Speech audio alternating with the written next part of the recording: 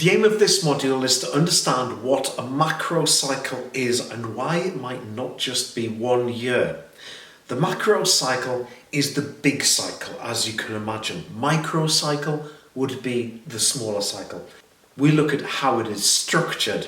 Now, a macrocycle does not just necessarily mean 1 year. Let's have a quick look at this.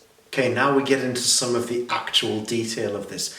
Behind my head, you can see what I've written down here is 2022, where this is the year I'm recording this, 23, 4, 5, 6, 7, and 8. Okay, now this, I would argue, is probably more than a macrocycle. This could be the entire longevity of somebody's career at international level. So this would in fact encompass 2 Olympic cycles. So let's say, for example, we are beginning at 2022 now, and we've got someone who we believe is going to be at their physical and their training peak, their chronological peak, around about 2028 Olympics. How do we plan ahead to 2028? How are we going to make a training cycle that's going to get somebody to peak there? And do we need to make compromises in any of the other years? The answer to that is yes, there are going to be some compromises, but we are approaching this with an intelligent plan and a plan of action to bring someone to their peak in 2028. Now, what you've noticed here is what I've done is I've put some dots next to these numbers here.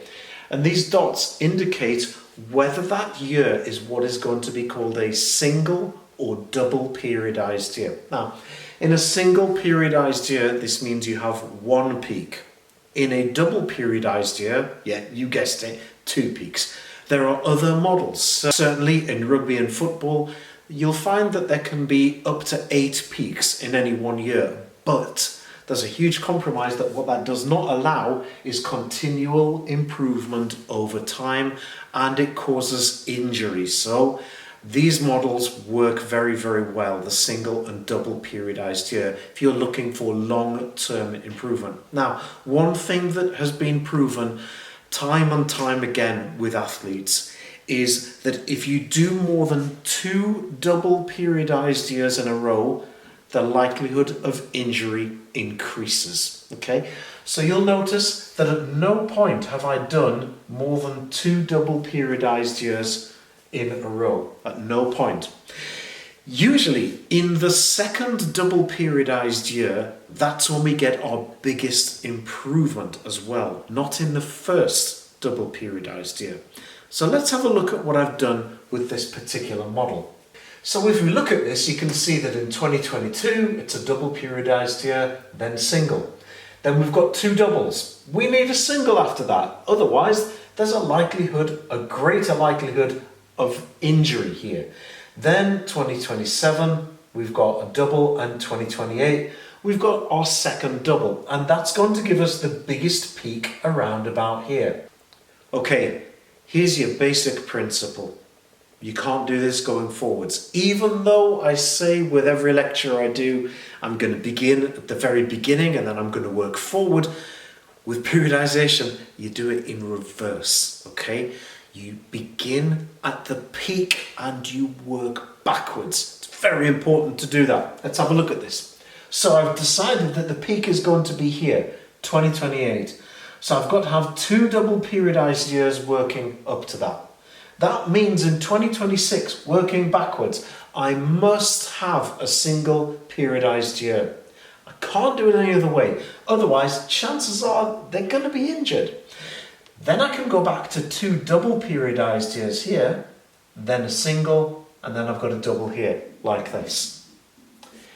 This pattern is very, very straightforward and it works. There's a little bit of a compromise, as you can see, because what I've done here, essentially what's going to happen here is they're not necessarily going to peak in their first Olympics. Now, the thing is that there are many people who are doing this because a lot of athletes are not winning in their first Olympics these days. There are few that do. Most win on their second Olympics. We talked earlier as well in terms of the percentage loss of maximum aerobic capacity, and of strength over only a 4-week period. Now, let me just give you a little statistic when we're talking about the Olympics. I had a look at quite a few different events in athletics, and athletics is a very pure sport. So it's very easy because it's objectively measured. It's not subjectively measured, such as boxing or gymnastics. Like swimming, it is objectively measured by time, by distance, by height. So we can't argue with the results. Now, what I found was that in very, very few cases was the margin of winning less than 1%. And in very, very few cases, there is the margin of winning greater than 2%. The margin between Olympic gold and Olympic silver is in more than 80% of cases between 1 and 2%. That's it. There's your margin. So that brings us back to the fact that we've got to be very accurate with getting this right. We've got to stay in touch with our speed, our strength, our aerobic capacity. We have to get all of these things in balance. This is why we need to be pretty accurate with this. So this is an example of what many people might call a quadrennial or an Olympic, or in this case, this is a life cycle to an extent. Now let's look at what happens in an annual cycle as part of that macro cycle. Here is an example of one that I've prepared earlier for an amateur boxer during the boxing season, which will run generally September, October through to May. And we've got October, November, December, January, February, March, April and May. Now, that macro cycle is then divided into 3 different types of phase, or mesocycle if you prefer that term. The first is called conditioning. The second is preparation, and the third is technical. Now, to give a brief overview of what these mean, conditioning, this is where you're getting yourself conditioned. You're building up your aerobic base, you're building up those longer runs, you're building up volume. So this is high volume, but lower intensity. So if I were to represent this on a graph, the intensity would be here. So if I were to represent this on a graph, the intensity would be around about here. When we move into preparation, this is where we're working on strength training. So we're going to work on strength training, and we're going to use lower number of repetitions, but at a higher intensity. We're building strength, we're building speed, etc. The intensity is much higher, so I would take this intensity close up to 100% here. When we move then into technical training, this is where we're working on sharpening up. And what we do not want to do at this stage is breaking down tissue. We don't want to be overtraining, overstraining. We want this to be within our capabilities. So when we're doing our technical training, the emphasis is getting good technique and really sharpening up and bringing ourselves to a peak. You'll notice in between each of these sections, I have written into here 1 week of active rest. Some people would call this a deload week. You can call it whatever you prefer, but there is an example of a week off worked into this. Now you can see from that previous close-up before that underneath here, under conditioning, I have written bank, okay? By pure coincidence, this ends up being roughly the same length as a ruler, okay?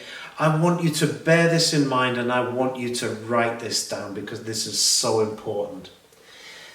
This is how I view training, and I have never found an example where I've been proved wrong on this yet, okay?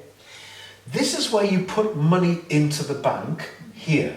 So your conditioning is where you put the money in the bank. Your technical training here is where you're taking money out of the bank. All of that good work, you're beginning to sacrifice staying in touch with those strength, the aerobic capacity, your lactic capability. You're just sacrificing that a little bit to focus on the technique and sharpening up, okay? Now, it's a bit like a seesaw, like this, okay? I haven't mentioned the preparation phase in the middle here. This essentially is your pivot point here, like this. Now, if I have more money in the bank here, like this, I'm not going to get injured. If I take too much money out of the bank and it tilts like this, I will get injured. Right, I can be specific about this. I can look at your program and I can tell you exactly when you or your athlete or your boxer is going to get injured just by looking at how long your conditioning phase is and how long your technical phase is over here. Okay? Now, your conditioning phase, if it is, let's say, for example, 12 weeks long, that's going to give you 12 weeks of technical before you'd get injured. Okay? If it is 8 weeks long, it's going to give you 8 weeks of technical before you get injured. It's pretty much that accurate. If you don't do enough conditioning, I can tell you if you do 6 weeks here and you're going to try and do 8 weeks in technical, at 6 weeks in technical, that's when you'll get injured. And it works. It happens. Now the thing is that when we look at these phases, the one that is the pivotal point in this is actually the preparation phase. So this one's quite easy to write. And what we do with the preparation phase is we look at this and we have to kind of gauge it on how long does it take for me to gain maximum speed or maximum power, right? The answer is 16 weeks. But, and there's a big but, that's fine if you're a powerlifter. If you're a powerlifter, you will need a preparation phase of 16 weeks, okay? Anybody else, there's a case of what's called diminishing returns, that it goes up like this and you get a big increase and then less return as time goes on. That time can actually be spent better. Every person is an individual and every person's different, but by and large, you want your preparation phase to be 12 weeks long. That's ideal, okay? 12 weeks there.